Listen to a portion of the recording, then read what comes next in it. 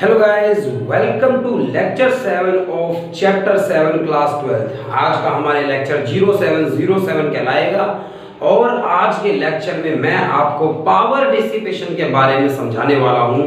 यहां से बड़ा ही इंपॉर्टेंट है, ये डेरिवेशंस पेपर में आ जाते हैं। पावर फैक्टर सिलेबस में नहीं है इस बार के सिलेबस में डिलीटेड पोर्शंस में है, लेकिन पावर की बात हम करेंगे सर्किट्स में। मैं आपको बता दूं किस तरह की पावर की मैं बात करने वाला हूं। आपको मैं याद दिला दूं कि रेजिस्टेंस को अगर एसी अप्लाई करी जाए तो करंट और वोल्टेज सेम फेज में रहते हैं।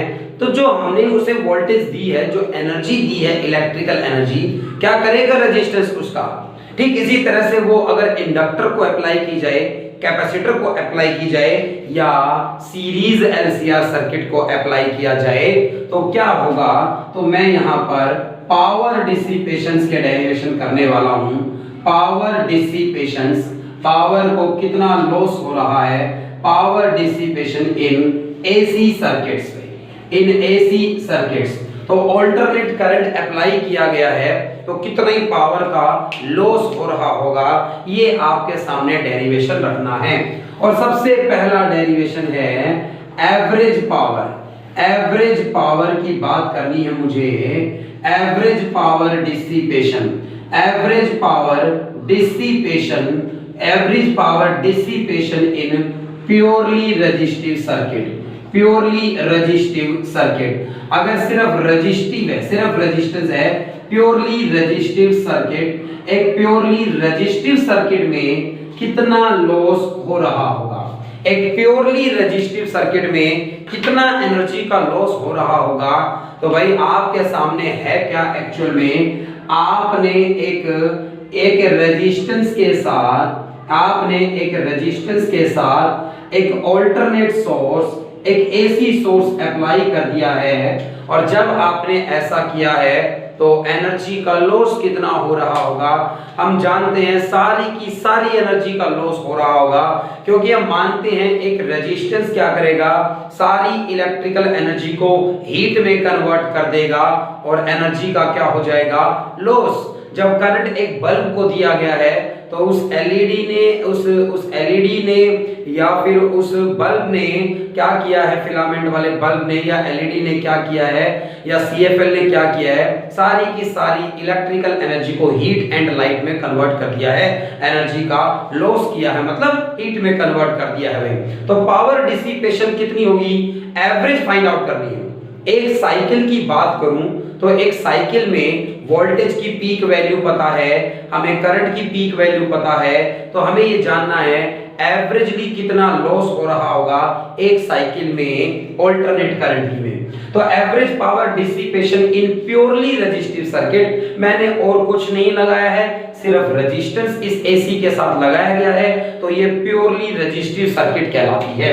और इस प्योरली रेजिस्टिव सर्किट में अगर मैं बात करूं इंस्टेंटेनियस वैल्यू ऑफ, अगर मैं बात करूं इंस्टेंटेनियस वैल्यू ऑफ ईएमएफ, मैंने जो ईएमएफ अप्लाई किया है तो उस ईएमएफ की इंस्टेंटेनियस वैल्यू क्या होगी, E is equal to E not sine omega t होनी चाहिए। ये मैंने ईएमएफ अप्लाई किया है। और अगर ऐसा है तो इस सर्किट का इंस्टेंटेनियस करंट क्या होगा, इस सर्किट का instantaneous value of current in circuit, instantaneous value of current in circuit. तो इस सर्किट में करंट की क्या वैल्यू होगी एट एनी पर्टिकुलर इंस्टेंट, तो वो भी आप जानते हैं, हमने डिराइव किए थे ये तीन डेरिवेशंस, कि अगर voltage E is equal to E not sine omega t आपने अप्लाई की है तो रेजिस्टिव सर्किट में current I is equal to I not sine omega t रहेगा।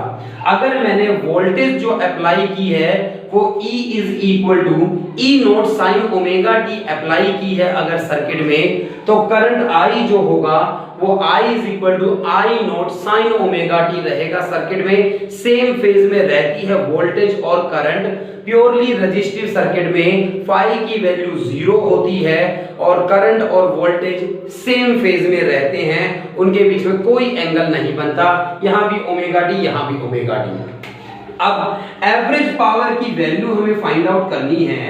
एवरेज वैल्यू, तो average power dissipation, average power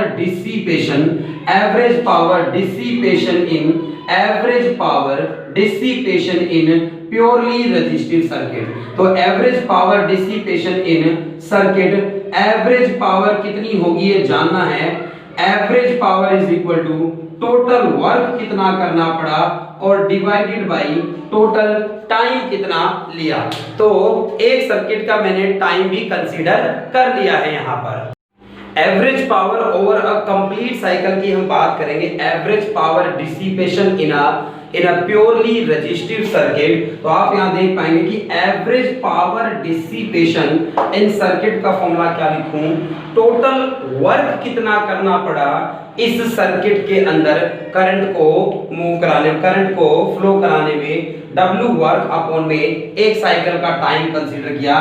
तो एवरेज पावर की value यहाँ पर हम फाइंड आउट करेंगे कि कितनी एवरेज पावर डिसिपेशन हुई एक साइकिल के वक्त में। तो वर्क कितना करना पड़ा एक साइकिल में और डिवाइडेड बाय टाइम कितना लिया, ये एवरेज पावर कहलाएगी। तो उसको करने के लिए उससे पहले एवरेज पावर की बात से पहले हम लिख सकते हैं कि इंस्टेंटेनियस पावर, सर्किट में इंस्टेंटेनियस पावर को क्या लिखा जा सकता था, instantaneous power T is equal to dw by dt लिखा जा सकता है। भाई करंट कांस्टेंट रेट से फ्लो नहीं हो रहा। एक एसी सर्किट में करंट इंक्रीज या डिक्रीज होता है, कभी करंट मैक्सिमम रेट से फ्लो हो रहा है और कभी मिनिमम है, जीरो है, कभी पावर मैक्सिमम है और कभी पावर मिनिमम है। अगर ऐसा हो रहा था तो इसीलिए मुझे इंस्टेंटेनियस पावर लिखी मैंने, इंटीग्रेशन का यूज करना पड़ेगा पावर फाइंड आउट करने के लिए और तब मैं आंसर बता पाऊंगा कि एवरेज पावर क्या आई। तो एवरेज पावर फाइंड आउट करने के लिए वर्क कितना करना पड़ा एक साइकिल में मैं ये जानना चाहूंगा। उसके लिए मैंने लिखा कि एक प्योरली रेजिस्टिव सर्किट की बात करूं तो इंस्टेंटेनियस पावर, किसी पर्टिकुलर टाइम पर पावर की क्या वैल्यू होगी, dw बाई dt लिखा जा सकता था और dw by dt is equal to, भाई इंस्टेंटेनियस पावर लिखी जा सकती है इंस्टेंटेनियस वोल्टेज मल्टीप्लाई में इंस्टेंटेनियस करंट। पावर का ये formula third chapter current electricity में हमने पढ़ा है। Power P is equal to VI, voltage into में करंट होती है। I R लिख दूं V को तो I स्क्वायर R होती है, V स्क्वायर बाई R भी लिखा जा सकता है। तो पावर इंस्टेंटेनियस पावर होगी dw बाई dt और हम इंस्टेंटेनियस पावर को EI लिख सकते हैं और EI लिख सकते हैं तो dw इज इक्वल टू बराबर है dt इधर जाएगा E इंटू में I इंटू में dt लिख सकते हैं। ये स्मॉल वर्क डन की वैल्यू आ गई जो dt टाइम में किया गया।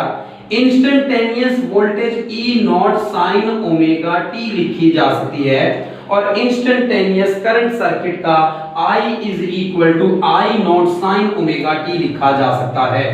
तो I is equal to I not sine omega t, मैं करंट की वैल्यू को लिख पाऊंगा I is equal to I not sine omega t और इनटू में dt और E नॉट को I नॉट को एक साथ लिखिए sine omega t sine square omega t into dt लिखा जा सकता है। भाई इतना स्मॉल वर्क डन हुआ, स्मॉल dw वर्क हुआ, टोटल वर्क कितना करना पड़ा w वर्क डन चाहिए तो dw का इंटीग्रेशन करिए E not I not sign square omega t dt का इंटीग्रेशन करिए, लिमिट्स 0 से कैपिटल T डालिए, t टाइम का इंटीग्रेशन। एक साइकिल में कितना वर्क करना पड़ा ये हमें जानना है। भाई जिसका इंटीग्रेशन अच्छा उसके लिए ये डेरिवेशन तो बिल्कुल भी मुश्किल नहीं। और w work done is equal to E not को कॉमन लिया जाए, I नॉट को कॉमन लिया जाए तो आपको पता है साइन का इंटीग्रेशन ऐसे नहीं करेंगे हम साइन स्क्वायर का, हमें इसे 1 माइनस cos 2 ओमेगा t, भाई मैंने cos 2 थीटा के फॉर्मूले का यूज किया है, सभी बच्चों को ये आता होगा। cos 2 थीटा का formula 1 minus 2 sine square theta लिखा जा सकता है, इसलिए साइन स्क्वायर थीटा को 1 माइनस cos 2 थीटा बाई 2 लिखा जा सकता है। और मैंने उसी बात का यूज किया, यहाँ थीटा ओमेगा टी के इक्वल है और यहाँ dt था भाई साथ में। भाई ई नॉट आई नॉट और इंटीग्रेशन जब आप करेंगे भाई ये dt आई, ये 2 बाहर ले लिया गया, ये 1 की जगह dt आएगा, dt का इंटीग्रेशन t होगा। भाई cos 2 ओमेगा t dt का integration sin 2 omega t dt होगा और डिवाइड में 2 ओमेगा भी आएगा और भाई 0 से t इसकी लिमिट्स रहेंगी। तो cos 2 ओमेगा t dt का इंटीग्रेशन करेंगे sin 2 ओमेगा t dt और अपॉन में 2 ओमेगा होगा। भाई आप सभी को मैं बता दूं, आप सभी पुट कर भी देख सकते हैं। ओमेगा को 2 पाई बाई कैपिटल टी लिखेगा, नोट्स में मैंने आपको गिवन है, आप देख पाएंगे इस बात को। ओमेगा को 2 पाई बाई टी, और वैसे क्या होता है, इस टी की जगह एक बार अपर लिमिट आएगी कैपिटल टी, एक बार इसकी जगह लोअर लिमिट आएगी 0, और ऐसे ही साइन की वैल्यू 0 से t पूरी एक साइकिल में साइन की वैल्यू क्या होगी, 0 हो जाएगी। ये सब 0 हो जाएगा, सिर्फ इस t में लिमिट्स आएंगी। ये 0 से t लिमिट्स में साइन की वैल्यू क्या हो जाएगी, 0। हमें मैथ्स कहीं करके दिखाने की जरूरत नहीं है, हमें पावर का फॉर्मूला निकालना है और मैथ्स में इसका इंटीग्रेशन 0 से t की लिमिट्स में 0 है। आप नोट्स में देख भी पाएंगे, वहां ज्यादा आपको डिटेल में गिवन है भाई। तो t यहां पर टाइम आया, तो एक साइकिल में वर्क कितना करना पड़ा, ई नॉट आई नॉट अपॉन में 2 और मल्टीप्लाई में क्या है t। भाई ये वर्क करना पड़ा है एक साइकिल में, तो एवरेज पावर क्या होगी, putting in equation first equation में ले जाकर पुट कर दीजिए। मैंने फर्स्ट इक्वेशन किसे नाम दिया है आप अपनी कॉपी में देख पाएंगे, क्योंकि आप साथ साथ लिख रहे हैं। मैंने एवरेज पावर का फॉर्मूला लिखा, टोटल वर्क कितना करना पड़ा डिवाइडेड बाय टाइम। W की वैल्यू यहां रखूंगा, T से T कटेगा, E not I not upon में 2 एवरेज पावर आ गई। मैं एवरेज पावर को भाई E नॉट बटे में 2 को मैंने √2 into √2 लिख दिया, तो भाई मैंने 2 को √2 into √2 लिख दिया, तो E not upon √2 I not upon √2 बन गया। और रेजिस्टिव सर्किट की average power E not by √2 को RMS वोल्टेज लिखा जा सकता है, I नॉट बाई √2 को RMS करंट लिखा जा सकता है। इतनी एवरेज पावर डिसिपेशन आई है, मतलब इतनी पावर का लॉस हो रहा है रेजिस्टेंस में। ये बिल्कुल वैसा ही फॉर्मूला है जैसा हम थर्ड चैप्टर में यूज करते थे। पावर का फॉर्मूला VI होता है, वहां पर V जो हम यूज करते थे कि भाई इतना वोल्ट है, 4 वोल्ट, 5 वोल्ट, 6 वोल्ट, 10 वोल्ट की बैटरी, वो RMS वैल्यू ही होती थी और वो करंट वहां पर RMS करंट ही होता था। तो ये ERMS इनटू में IRMS is equal to average power loss. भाई एक रेजिस्टेंस को अगर इलेक्ट्रिसिटी दी गई है तो वो एनर्जी का लॉस करता है।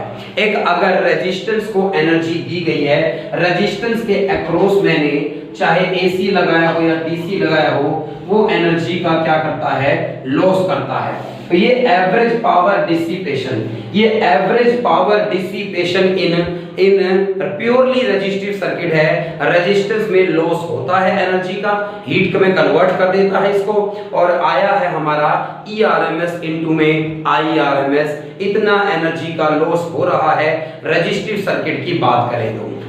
अगर पावर की बात करें, एवरेज पावर की बात करें, एवरेज पावर की बात करनी है, एवरेज पावर इन इंडक्टिव सर्किट, एवरेज पावर इन इंडक्टिव सर्किट। अगर एक इंडक्टर के अक्रॉस AC लगाया गया है तो एवरेज पावर की क्या वैल्यू होगी।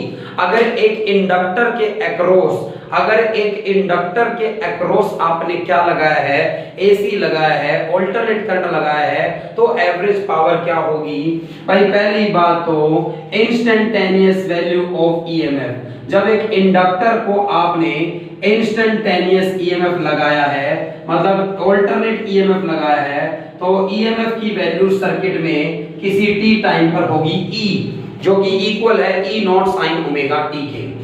और ऐसा अगर आपने इतनी वोल्टेज अप्लाई करने पर एक इंडक्टिव सर्किट में करंट कितना होगा, इंस्टेंटेनियस करंट की क्या वैल्यू होगी, I इंस्टेंटेनियस करंट की वैल्यू होगी I is equal to I not sine omega t और माइनस का π/2 आया भाई साथ में, क्योंकि आपको याद आएगा डेरिवेशन हमने क्या पढ़ा था कि इंडक्टिव, प्योरली इंडक्टिव सर्किट, भाई प्योरली इंडक्टिव सर्किट की बात हो रही है। एवरेज पावर इन purely inductive circuit, average power इन प्योरली इंडक्टिव सर्किट की बात करें तो करंट वोल्टेज से 90 डिग्री पीछे रह जाता है। ये रिएक्टेंस ऑफर करता है एसी करंट को, XL = ω/L, और करंट और वोल्टेज में π/2 का फेज डिफरेंस बनता है। फेजर पर दिखाया था, वेव फॉर्म पर दिखाया था, हमने ऐसा पहले दिखाया है। तो अगर voltage E = E0 sin ωt apply की गई है तो I = I0 sin ωt - π/2 ये सर्किट में करंट होगा, यानी π/2 का इनमें फेज डिफरेंस होगा। ऐसा इंडक्टिव सर्किट में होता है।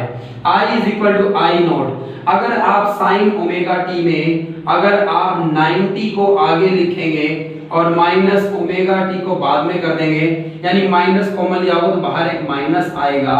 I = -i sin 90 minus theta को आप cos थीटा लिख सकते हैं, यानी cos ωt लिख सकते हैं यहाँ पर, और बाहर एक माइनस है। इस तरह से ये सर्किट में करंट और ये वोल्टेज है। एवरेज पावर फाइंड आउट करनी है हमें, जो कि होगी टोटल वर्क कितना करना पड़ा और डिवाइडेड बाय टोटल टाइम कितना लिया। और मैं शुरुआत करूंगा इंस्टेंटेनियस पावर से, तो इंस्टेंटेनियस पावर से शुरुआत करेंगे। Instantaneous power in circuit, instantaneous power कितनी लिखी जा सकती है? Power is equal to dw/dt लिखा जा सकता है। स्मॉल वर्क अपॉन में small time, average power total work upon total time, और इंस्टेंटेनियस पावर dw/dt लिखा जा सकता है। और average power, instantaneous power dw/dt है, तो dw/dt = इंस्टेंटेनियस पावर को इंस्टेंटेनियस वोल्टेज इनटू में इंस्टेंटेनियस करंट लिखा जा सकता है। और अगर मैं इंडक्टिव सर्किट की बात कर रहा हूं, अगर E = E0 sin ωt है, तो फिर I = माइनस का I0 भाई, I = का I0 cos ωt है, ये फॉर्मूला लिखा जा सकता है। तो dw = का E0 I0 आगे लिखिए, और भाई sin ωt इनटू में cos ωt और बटे में ये dt था भाई, ये फॉर्म आ गई है इंस्टेंटेनियस पावर की। हमें वर्क निकालना है, इसलिए मैंने dw की वैल्यू ली, तो dt को इधर भेज देंगे -I0। इसका इंटीग्रेशन कैसे करेंगे? इसका इंटीग्रेशन करने के लिए 2 से ऊपर मल्टीप्लाई कर दिया, 2 से नीचे डिवाइड कर दिया। ऐसा क्यों कर दिया है मैंने इस तरह से? 2 sin ωt cos ωt, और यहाँ से dt भी भेज दिया मैंने इधर इस तरह से मल्टीप्लाई में। ऐसा मैंने 2 से मल्टीप्लाई और डिवाइड इसलिए किया क्योंकि -E0 I0 अपॉन में 2, ये वाली पूरी टर्म अब sin 2 थीटा का फॉर्मूला लिखी जा सकती है, और इसका इंटीग्रेशन करना हमारे लिए आसान होगा। तो sin 2 ωt, 2 sin theta cos theta, sin 2 theta का फॉर्मूला है, इनटू में dt है। यहाँ पर टोटल वर्क कितना करना पड़ा? -E0 I0/2 बाहर रहे, और 0 से t टाइम में sin 2 ωt dt का क्या कर दीजिए? इंटीग्रेशन कर दीजिए भाई। टोटल वर्क कितना करना पड़ा ये तो जान लेते हैं पहले, तो टोटल वर्क कितना करना पड़ा यहाँ पर, और ऐसा जब देखेंगे भाई इंटीग्रेशन करिए, work is equal to -E0 I0 upon में 2 sin 2 ωt का इंटीग्रेशन -cos 2 ωt और डिवाइड में 2 ओमेगा होगा, और लिमिट्स 0 से t होंगी। और मैं आपको बता दूं कोस की और साइन की वैल्यू पूरी एक साइकिल में 0 से t टाइम में 0 होती है। तो यहाँ कोस में अगर ये t पुट करूंगा एक बार और एक बार 0 पुट करूंगा, तो ऐसे एंगल्स बनेंगे कि ये पूरा 0 हो जाएगा। हेंस वर्क डन ही 0 आया है भाई, मतलब पावर डिसिपेशन 0 आया है कि भाई वर्क डन 0 आया। एवरेज पावर डिसिपेशन का फॉर्मूला वर्क अपॉन में t था, और एवरेज पावर डिसिपेशन 0 आया है। No dissipation of energy, no dissipation of energy, no dissipation of energy, no dissipation of energy in inductive circuit. In inductive circuit. एक inductive circuit की बात करूं तो कोई एनर्जी का लॉस नहीं होता, क्योंकि इंडक्टर मतलब एक सोलिनॉइड, ये एनर्जी को स्टोर करते हैं। कितनी एनर्जी स्टोर करेगा एक इंडक्टर, इसी के बाद मैं आपको डेरिवेशन में बताऊंगा आज के लेक्चर में। तो इतनी बात हर बच्चे को अभी तक क्लियर है कि रेजिस्टेंस में एनर्जी का लॉस हो रहा है, पावर डिसिपेशन कितना आया है, एनर्जी का लॉस हो रहा है और कितना पावर डिसिपेशन आया है। पावर डिसिपेशन रेजिस्टेंस में आया ERMS इनटू में IRMS, एनर्जी का लॉस रेजिस्टेंस के अंदर हो रहा है। इंडक्टर में वर्क डन ये 0 आया है और एवरेज पावर इसलिए क्या आई है, 0 आई है कि 0 से t की टाइम की बात करूं, 0 से t टाइम की अगर मैं बात करूं, मतलब एक साइकिल की बात करूं, तो एवरेज पावर डिसिपेशन क्या आया है, 0 आया है। मतलब कोई एनर्जी का इंडक्टर लॉस नहीं कर रहा, क्योंकि वो एनर्जी को स्टोर करता है। यही बात कैपेसिटिव सर्किट में भी जाननी है मुझे, एवरेज पावर डिसिपेशन जानना है मुझे। एवरेज पावर इन purely capacitive circuit, average power इन प्योरली कैपेसिटिव सर्किट। तो प्योरली कैपेसिटिव सर्किट की बात करें, प्योरली कैपेसिटिव सर्किट की बात करें, एक कैपेसिटर के अक्रॉस अगर एसी अप्लाई किया है आपने, तो इंस्टेंटेनियस ईएमएफ में, अगर आपने instantaneous EMF E is equal to E not sine omega t अगर आपने अप्लाई कर दिया है, तो इंस्टेंटेनियस करंट की वैल्यू क्या होगी।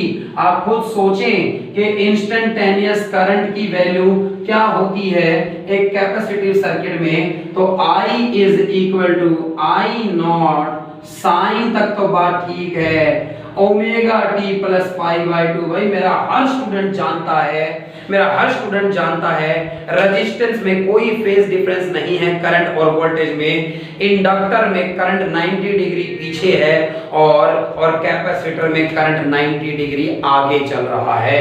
पाई बाई 2 का फेज डिफरेंस है आगे की तरफ। भाई इंस्टेंटेनियस करंट जो है वो ये है, तो भाई एवरेज इसको क्या लिख सकते हो आप, I is equal to I not sine 90 plus theta है, ये cos थीटा लिखा जा सकता है।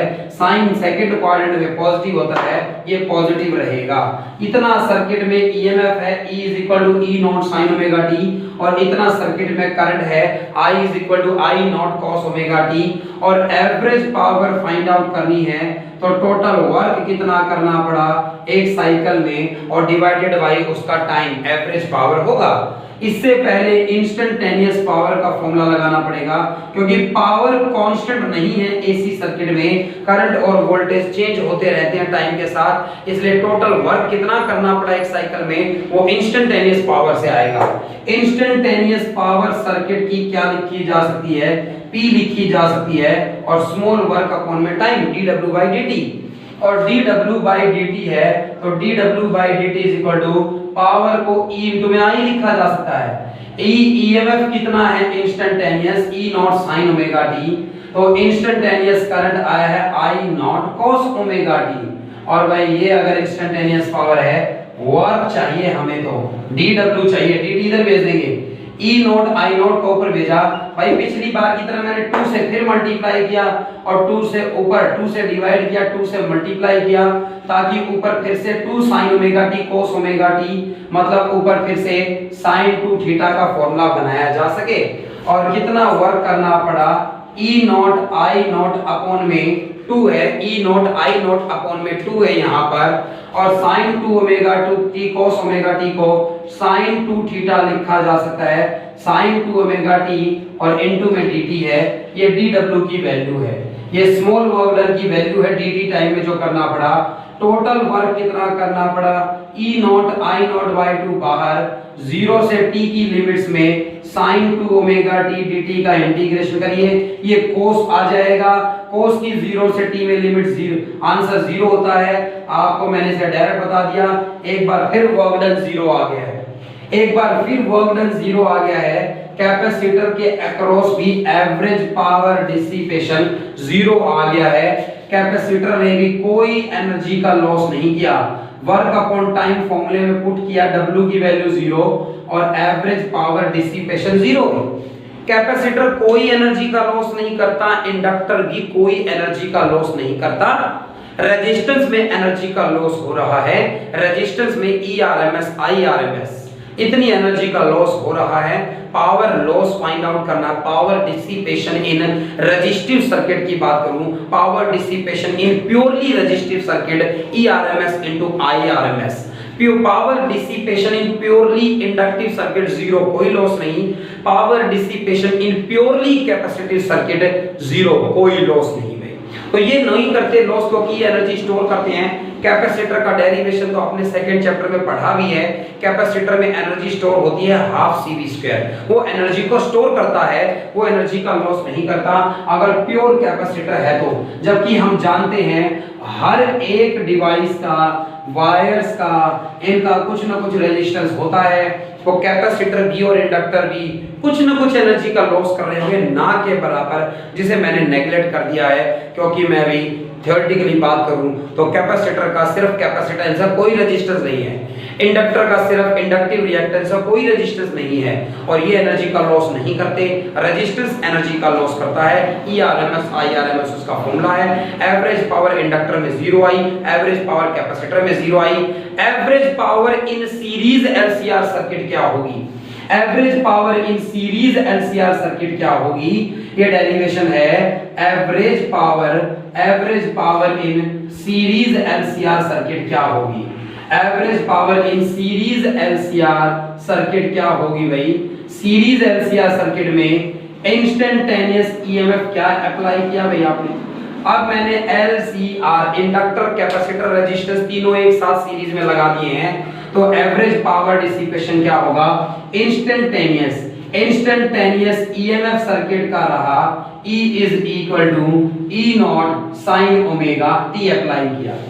और इंस्टेंटेनियस करंट क्या रहा? इंस्टेंटेनियस करंट सर्किट में कितना रहा?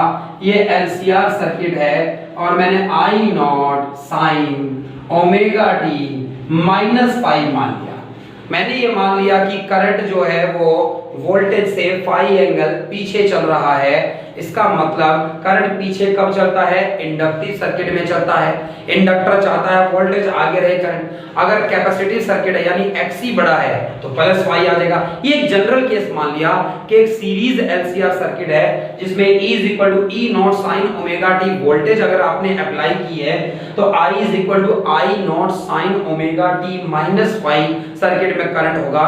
वोल्टेज में और करंट में कुछ फाई एंगल का डिफरेंस रहता है, कुछ फाई एंगल का डिफरेंस रहता है। ये आप जानते हैं, फाई को फेज डिफरेंस भी कहा जाता है।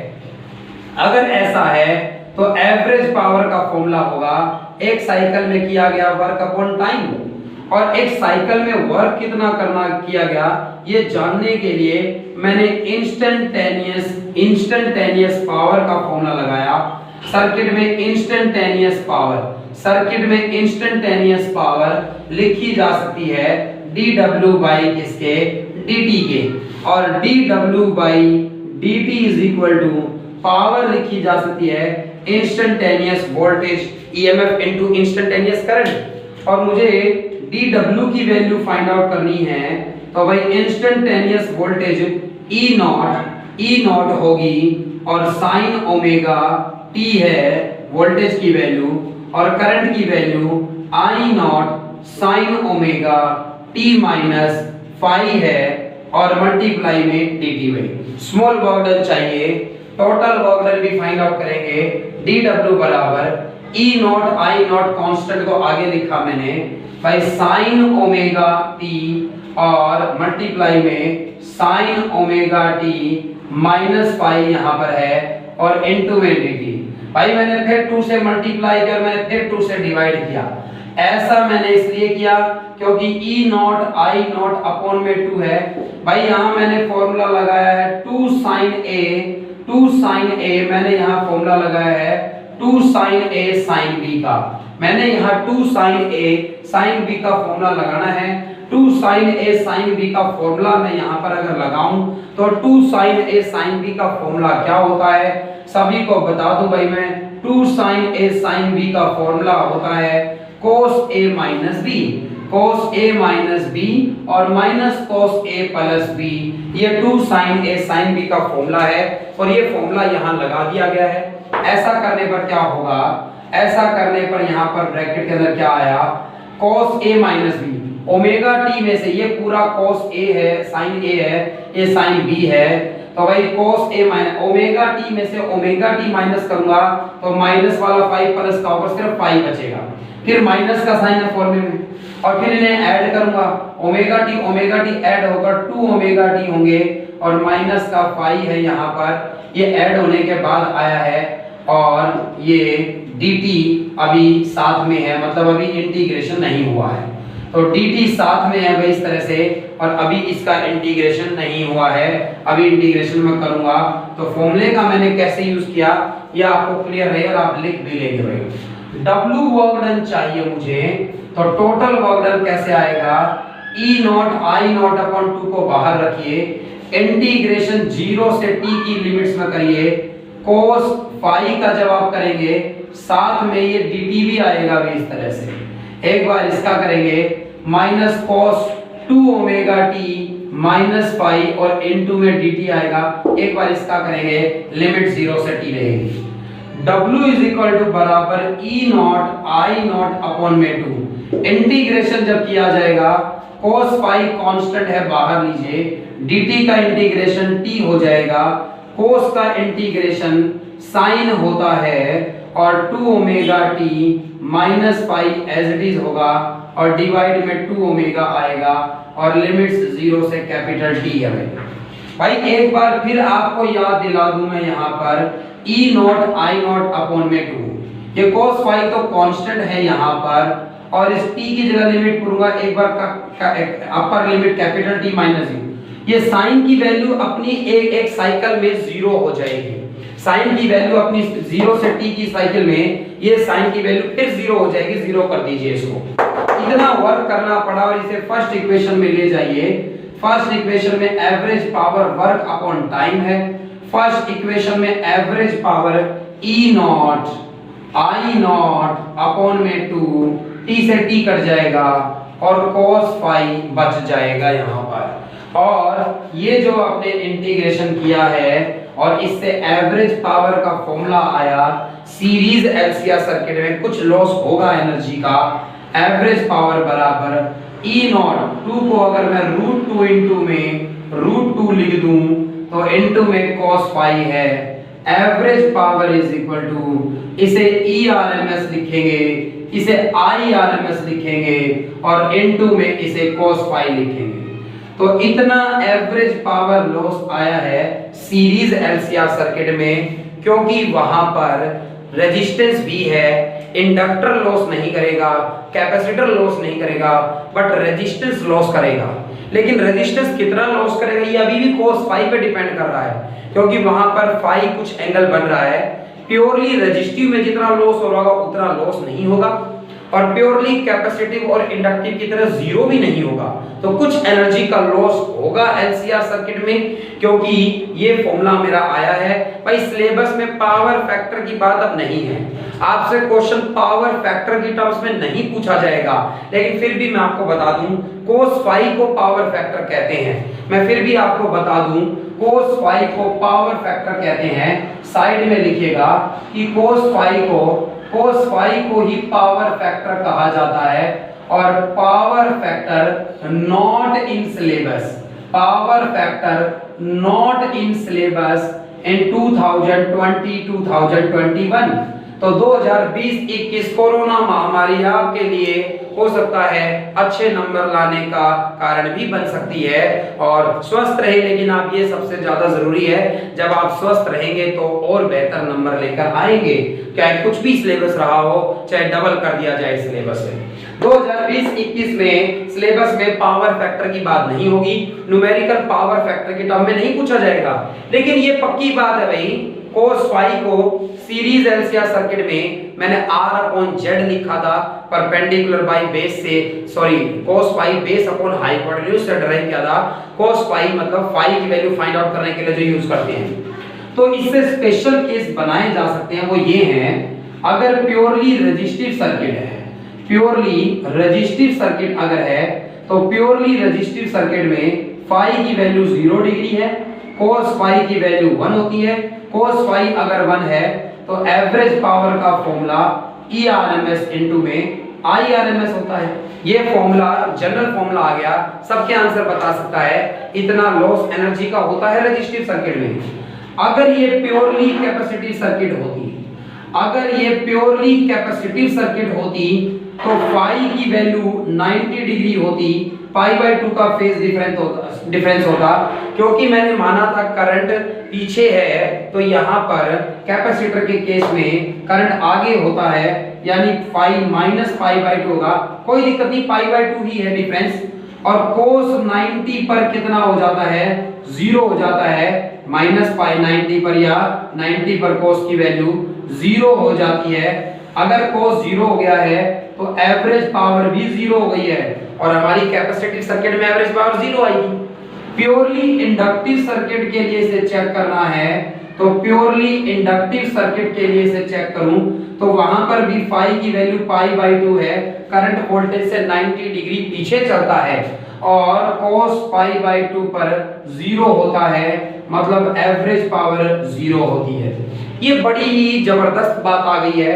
ये प्योरली रेजिस्टिव सर्किट हो या फिर रेजोनेंस कंडीशन हो, XL बराबर XC जब हो जाता है तो प्योरली रेजिस्टिव सर्किट हो जाती है और उस वक्त पावर लॉस मैक्सिमम होता है। मैंने लिखवाया किस कारण से भाई, तो cos फाई पर डिपेंड करता है कि कितना पावर का लॉस होगा। फाई की वैल्यू 0 से बड़ी होती है और पाई बाय 2 से कम होती है सीरीज LCR सर्किट में, अगर रेजोनेंस की कंडीशन की बात ना करूं तो कुछ पावर का लॉस हो रहा होगा। रेजिस्टेंस पावर का लॉस करता है, ERMS IRMS उस डेरिवेशन से भी किया है, इस फॉर्मूले से भी बताया है।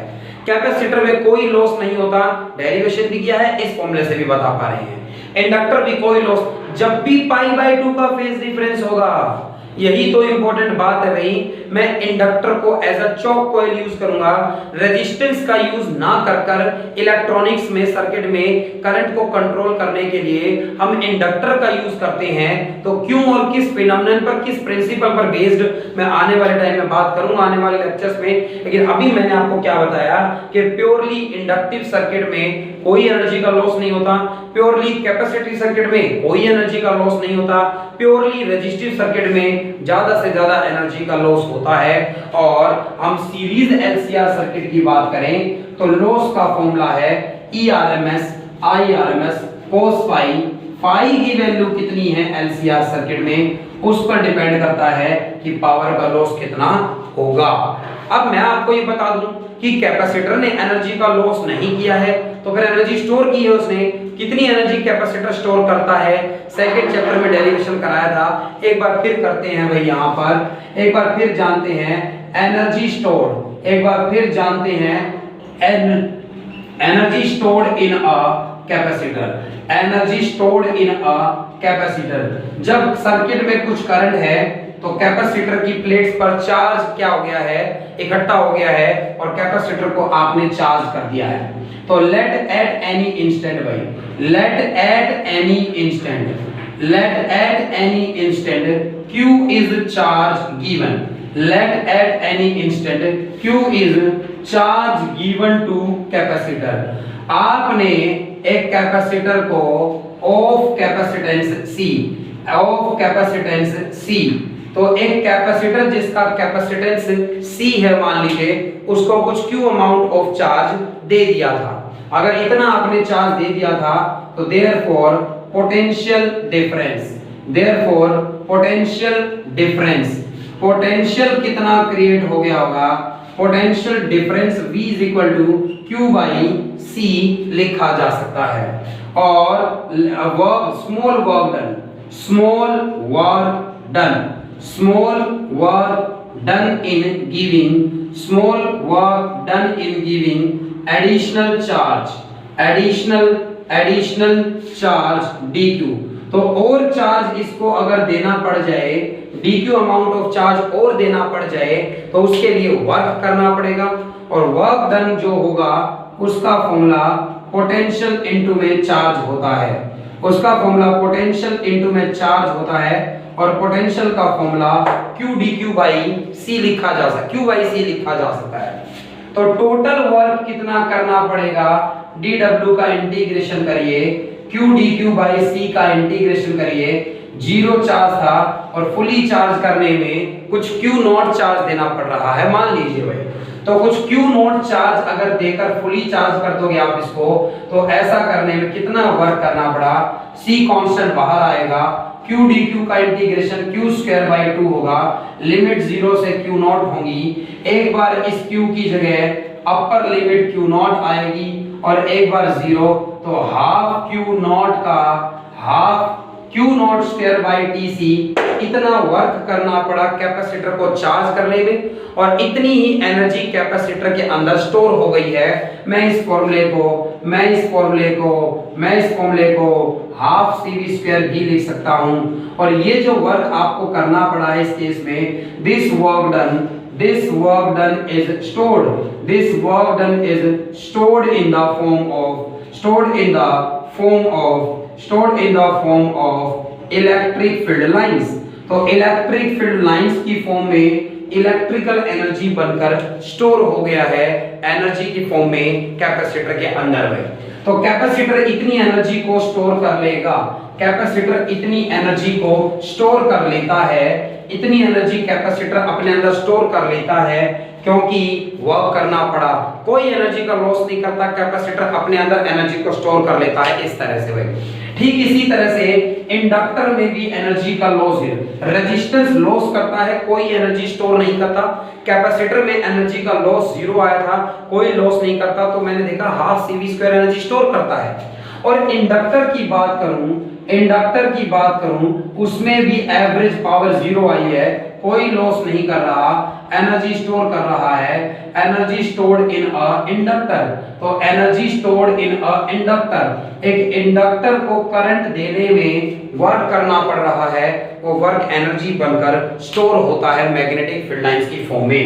तो कितना स्टोर कर लेता है ये अगर हमें जानना है, तो let I is the instantaneous value, let I is the instantaneous value of AC current in an inductor।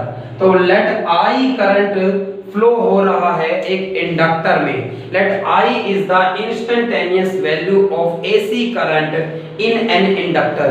किसी इंडक्टर में I करंट अगर फ्लो हो रहा है तो AC करंट तो टाइम के साथ वेरी करेगा, तो EMF इंड्यूस होगा। therefore EMF induced due to self induction के कारण ये इंडक्टर अपने अंदर एक EMF इंड्यूस कर लेता है, -L di by dt। तो ये EMF करंट को अपोज करेगा, तो इस अब EMF के अगेंस्ट मुझे वर्क करना पड़ेगा। तो वर्क कितना करना पड़ेगा यहाँ पर, अगर ये बात हमसे पूछी जाए कि therefore small work done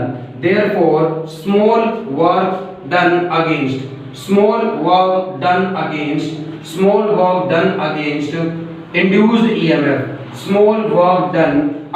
induced EMF, तो कितना वर्क करना पड़ेगा, dW is equal to instantaneous power into में dt, माइनस का साइन लगाया, अगेंस्ट वर्क करना पड़ रहा है, और E इनटू में I इंस्टेंटेनियस पावर लिखी जा सकती है। और इस वक्त इंस्टेंटेनियस EMF कितना इंड्यूस हुआ है, वो -L di by dt है, तो वो बाहर वाले आप माइनस को प्लस कर देगा, और I यहाँ पहले से ही है और इनटू में dt है। तो इतना स्मॉल वर्क करना पड़ा कुछ करंट फ्लो कराने में इंडक्टर के अक्रॉस में। Hence dW is equal to dt से dt कैंसिल करेंगे तो Li di एक्सप्रेशन है। टोटल वर्क कितना करना पड़ा, dW का इंटीग्रेशन, टोटल वर्क कितना करना पड़ा, L di था ये, टोटल वर्क कितना करना पड़ा, तो जीरो करंट से करंट को अपनी मैक्सिमम वैल्यू तक पहुंचने में। भाई एवरेज वैल्यू 0 आई थी, अब ये कुछ करंट इसके अंदर फ्लो करेगा तो स्टोर करेगा एनर्जी को। कितनी स्टोर करेगा? एसी करंट अपनी 0 से मैक्सिमम वैल्यू तक पहुंचने में कितना वर्क करना पड़ा? 0 से आई नोट लिमिट डाल दी है मैंने, करंट को 0 से अपनी मैक्सिमम वैल्यू पर पहुंचने में कितना वर्क करना पड़ेगा, वो वर्क फाइंड आउट कर रहा हूं। और W इज इक्वल टू बराबर L कांस्टेंट बाहर आएगा, I डी का इंटीग्रेशन I स्क्वायर बाई 2 होगा और लिमिट्स 0 से आई नोट रहेंगी। Hence work done is equal to half constant बाहर, I की जगह एक बार अपर लिमिट I नोट होंगी, एक बार 0, हाफ L I नोट का स्क्वायर बाई। कुछ I करंट अगर सर्किट में फ्लो हो रहा है तो कितनी एनर्जी इंडक्टर ने अपने अंदर स्टोर की हुई है? Half L I square. Maximum volt current I note जाएगा तो ऐसा करने में कितनी एनर्जी स्टोर करी? हाफ L I नोट का। तो हाफ CV स्क्वायर कैपेसिटर अपने अंदर एनर्जी स्टोर करता है, कोई एनर्जी का लॉस नहीं करता। Theoretically half L I not का स्क्वायर इंडक्टर अपने अंदर एनर्जी स्टोर कर लेता है, कोई एनर्जी का लॉस नहीं करता। थ्योरेटिकली रेजिस्टेंस में पावर लॉस होता है, ERMS इनटू में IRMS फॉर्मूला भी आया है, कोई एनर्जी वो स्टोर नहीं कर सकता। और भाई इंडक्टर की ये एनर्जी, इंडक्टर की ये energy, this energy is stored, this energy is stored in the form of, this energy is stored in the form of, this energy is stored in the form of magnetic field lines, this energy is stored in the form of magnetic field lines। और magnetic field lines की form में ये energy store हो जाती है, magnetic field lines की form में ये एनर्जी स्टोर हो जाती है। आप सभी को ये बात क्लियर रहे, अब आप सभी को ये बात क्लियर रहे कि रेजिस्टेंस एनर्जी का लॉस करता है, रेजिस्टेंस एनर्जी का लॉस करता है। फॉर्मूला ERMS IRMS आया है, एवरेज पावर लॉस का फॉर्मूला ERMS इनटू IRMS आया है। और इंडक्टर लॉस नहीं करता, कैपेसिटर लॉस नहीं करता।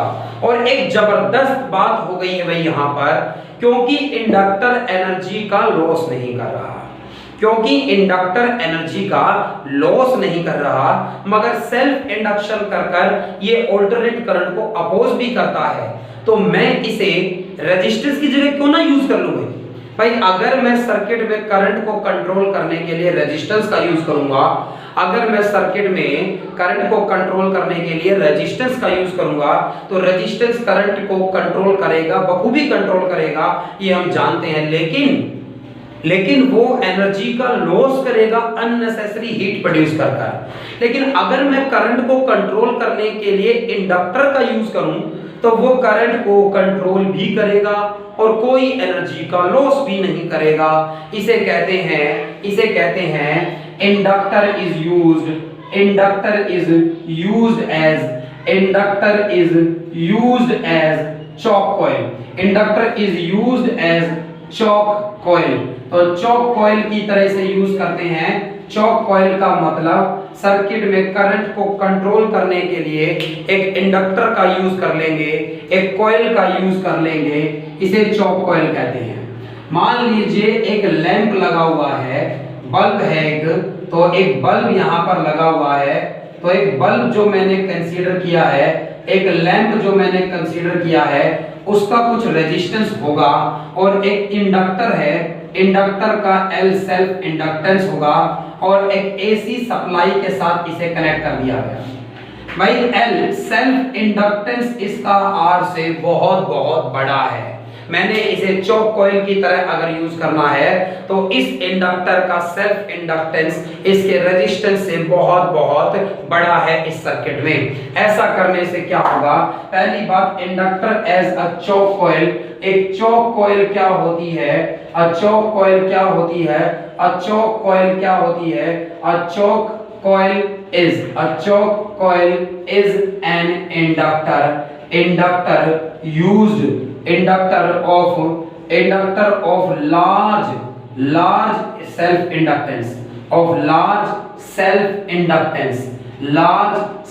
inductance used to control used to control AC current without much loss of energy, without much loss of energy, without much loss of energy, energy का ज्यादा loss किए बिना, एनर्जी का ज्यादा लॉस किए बिना सर्किट में एसी करंट को कंट्रोल करना ही चौक कॉइल का काम कहलाता है। डीसी को नहीं कर पाएगा, डीसी चेंज नहीं होता, सेल्फ इंडक्शन नहीं होगा।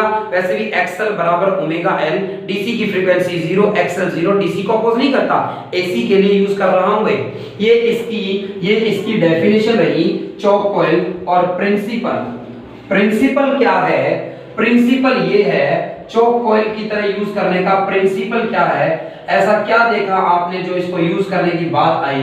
प्रिंसिपल इसका ये है, प्रिंसिपल इसका ये है कि when current and EMF are in phase difference of pi by 2, there is no loss of energy, no loss of energy, no loss of energy. भाई मैंने ये देखा कि अगर 90 का डिफरेंस बन रहा होता है करंट में वोल्टेज में तो कोई एनर्जी का लॉस नहीं होता। इसी प्रिंसिपल पर ये बेस्ड है। लेकिन ये तो तब होगा जब प्योरली कैपेसिटिव होती या प्योरली इंडक्टिव। कैपेसिटर तो यूज करूंगा नहीं क्योंकि वो तो एसी को हाई रेजिस्टेंस ऑफर कर यहाँ पर वो कुछ ऑफर करेगा रिएक्टेंस और वो इजी पाथ देगा, ज्यादा फ्रीक्वेंसी के एसी को ज्यादा आसानी से जाने देगा, तो इंडक्टर को ही यूज करेंगे करंट को कंट्रोल करने के लिए। लेकिन ये प्योरली इंडक्टिव सर्किट थोड़ी रहेगी। प्योरली इंडक्टिव सर्किट में पाई बाई 2 बनता और कोई लॉस नहीं होता, लेकिन कुछ ना कुछ रेजिस्टेंस भी है। तो अब ये एल आर सर्किट है, एल सी आर नहीं है, कैपेसिटर नहीं है, एल आर सर्किट है और पूरी तरह से पाई बाई 2 तो नहीं होगा। रेजिस्टेंस चाहेगा करंट और वोल्टेज सेम फेज में हो, फाई 0 हो, ये चाहेगा 90 के डिफरेंस पर हो, 5 बाई, तो 90 से थोड़ा सा कम और 0 से ज्यादा होगा। लेकिन मैंने सेल्फ इंडक्टेंस बहुत ज्यादा कर दिया है आर से, इसीलिए क्या होगा इस केस में एवरेज पावर होती है ERMS, IRMS और इनटू में cos phi बाई, ये फॉर्मूला होता है। ये एवरेज पावर का फॉर्मूला होता है। यहाँ पर cos phi का फॉर्मूला सीरीज LCR सर्किट में याद करिए R/Z होता है। cos phi is equal to Z series LCR में अंडर रूट में XL माइनस XC, XC तो है नहीं यहाँ पर अब भाई, तो सिर्फ XL है, ऊपर लिख देता हूँ मैं, दिखाई नहीं दे रहा होगा, तो सिर्फ XL है यहाँ पर। तो Z तो यहाँ पर क्या लिखा जा सकता है, cos phi is equal to R upon में अंडर रूट में XL का होल स्क्वायर प्लस में R स्क्वायर। भाई XL बहुत बहुत बड़ा है R की वैल्यू से, क्योंकि R से L बहुत बड़ा है। XL अगर R के कंपैरिजन में बहुत बड़ा है तो ऊपर R बहुत स्मॉल है, नीचे डिनोमिनेटर बहुत बड़ा है, यानी ये cos phi की जो वैल्यू है वो नियरली इक्वल टू 0 है। cos phi की वैल्यू नियरली इक्वल टू अगर 0 है तो average power nearly equal to 0 है। कोई एनर्जी का लॉस भी नहीं करेगा ये इंडक्टर। और भाई पूरा 90 नहीं बनेगा, 90 बनाने की कोशिश करी है मैंने, क्या कर रेजिस्टेंस को स्मॉल रखकर और सेल्फ इंडक्टेंस को बहुत ज्यादा रखकर मैंने एक्सल की वैल्यू आज से बहुत ज्यादा रखी है। इससे cos phi nearly equal to 0 हो गया है। सर्किट में कोई लॉस नहीं होगा। Inductor used as choke coil कोई एनर्जी का लॉस भी नहीं करेगा और करंट को कंट्रोल भी करेगा। तो रेजिस्टेंस की बजाय मैं इंडक्टर का यूज करूंगा एसी करंट को कंट्रोल करने के लिए, क्योंकि इसमें एनर्जी का लॉस नहीं होगा, रेजिस्टेंस एनर्जी का लॉस करता। That's all about today's lecture. और आज मैंने आपको 4 तरह की purely resistive, purely capacitive, purely inductive और एलसीआर में बताया किसमें कितनी एवरेज पावर डिसिपेशन होगी। और हमने ये जाना कि यहाँ पर कि एनर्जी स्टोर कितनी करता है इंडक्टर, कैपेसिटर कितनी एनर्जी स्टोर करता है और चॉक कॉइल की तरह इंडक्टर को क्यों यूज किया जाता है। अगले लेक्चर का जो टॉपिक होगा वो होगा ट्रांसफॉर्मर। कल संडे को पूरी उम्मीद उस चैप्टर उस लेक्चर की, और ट्रांसफॉर्मर बहुत इंपॉर्टेंट 5 नंबर में आ सकता है। पूरे को एक ही लेक्चर में खत्म करूंगा मैं आपके सामने, और बहुत जल्दी ये चैप्टर कंप्लीट होने को है। पढ़िएगा तब तक। संडे टेस्ट 10 बजे है आपका, ऑनलाइन है वो टेस्ट आपका, और भाई बहुत बेहतरीन इनाम है पूरे में से पूरे नंबर लाने वाले के लिए।